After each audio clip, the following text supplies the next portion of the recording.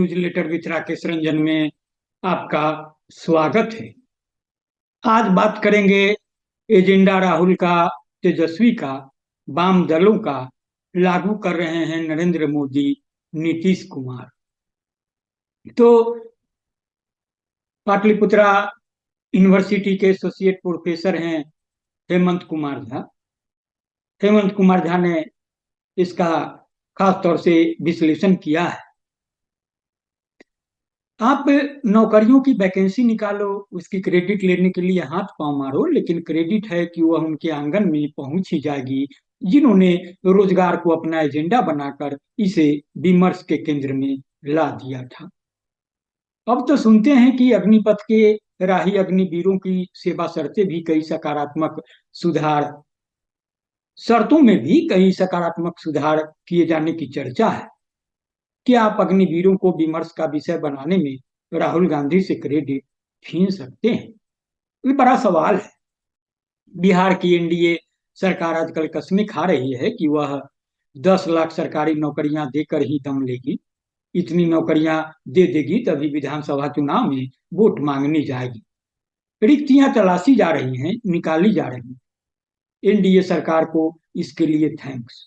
निश्चित ही उसे इसका क्रेडिट भी मिलना चाहिए, लेकिन इस क्रेडिट का एक बड़ा हिस्सा खुद ब खुद फुदकते हुए तेजस्वी के बंगले तक पहुंच ही जाएगा। इधर केंद्र सरकार की रिक्तियां निकालने की कवायदों पर भी भाजपा के कुछ नेतागण बोलने लगे हैं। यह उनकी मौलिक राजनीति या राजनीतिक स्वभाव का तो हिस्सा नहीं है। कोई व्यवस्था ही उनके मुंह से नौकरी जैसे शब्द निकलवा रही है। मिडिल क्लास के होशियार लोग आजकल वाम दलों को खारिज करते हुए कितनी गंभीरता से उन पर वक्तव्य झाड़ देते हैं, है ना? लेकिन उनकी छातियों पर मूंग दलते हुए भाकपा माले ने बिहार में 3 में से 2 लोकसभा सीटों पर जीत दर्ज कर ली। जहां हारी भी वहां एनडीए को उनके ही गढ़ में पानी तो जरूर पिला दिया। सुनते हैं डर का आलम ऐसा पसरा कि खुद नीतीश कुमार को अपने घर में जाकर रोड शो का आयोजन करना पड़ा। आरा में तो माले की जीत हवा के बदलते रुख का संकेत है, जहां लोग सोच भी नहीं सकते थे कि केंद्रीय मंत्री और बड़े साहब रहे आर के सिंह हार भी सकते हैं। बेगूसराय में तथाकथित हिंदू ही हृदय सम्राट गिरिराज सिंह सीपीआई से जैसे तैसे जीत तो गए, लेकिन पिछले चुनाव के मुकाबले उनका मार्जिन गोते खाते नजर आया। कुल मिलाकर परिदृश्य यह बन रहा है कि अब राजनीति को जनोन्मुखी दिशा में नजर आना ही पड़ेगा। वे दिन गए जब फला साहब फाख्ता उड़ाया करते थे। अब जनता के मुद्दों से मुठभेड़ करने के दिन आ रहे हैं। जनता के मुद्दों से मुठभेड़, स्वाभाविक है यह सवाल आपके जेहन में उठेगा। तो इन शब्दों से याद आया कि भाजपा तो इसमें सबसे अधिक पिसड्डी है। उसे तो मंदिर, अयोध्या, काशी, मथुरा, हिंदू, गाय, मुगल, दुनिया में भारत का बढ़ता रुतबा, फला है तो मुमकिन है आदि आदि के सहारे राजनीति करने की आदत है। यही सब उसकी यूएसपी और यही उसकी सीमा भी है।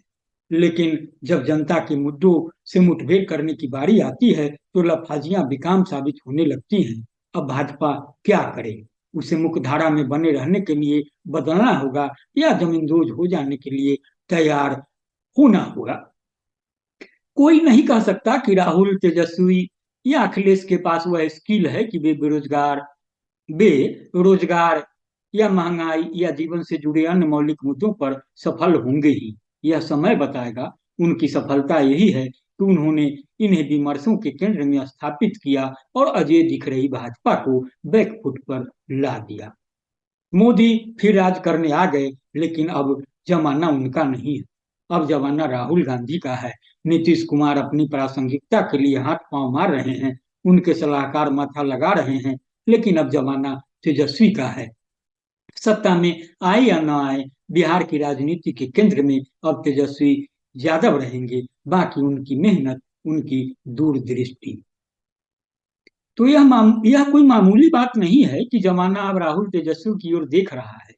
अब राहुल तेजस्वी की ओर देख रहा है और वाम दल इनके स्वाभाविक सहयोगी के रूप में उभर कर सामने आए। मुद्दों की सियासत ने इन सबको करीब किया है और यह सबके हित में है, जनता के भी हित में, कि यह जुगलबंदी बनी रहे, चलती रहे। राजनीति चाहे जितनी जन विरोधी बनती गई, वाम दल चाहे जितने हाशिए पर आते गए, लेकिन उन्होंने अपने जनोन्मुख मुद्दों को नहीं छोड़ा। आज भी कामगार वर्ग को अपने अधिकार व हितों की चिंता होती है तो उन्हें वाम दल अपने करीब नजर आते हैं। भारत में कामगार वर्ग आबादी का इतना बड़ा हिस्सा है और उनके हितों का इस तरह सुनियोजित चौतरफा आक्रमण हो रहे हैं कि वाम दलों की प्रासंगिकता अब फिर से बढ़ने के दिन आ गए हैं। जरूरत है कि प्रतिरोध की धार कुंद न हो और निरीहों का पुकार अनसुनी न हो। जमाना इसी तरह बदलता है, जमाने के चेहरे इसी तरह बदलते हैं। यही बदलाव राजनीति को गतिशीलता देते हैं। तो बहरहाल इतना ही। आप इसे संजीदगी से सुनेंगे, गुनेंगे और अपनी प्रतिक्रिया से मुझे जरूर अवगत कराएंगे। लाइक करेंगे, शेयर करेंगे। हाँ, मेरा एक आग्रह है कि अगर आपने अब तक newsletter with Rakesh Ranjan को सब्सक्राइब नहीं किया है तो सब्सक्राइब भी करेंगे। नमस्कार।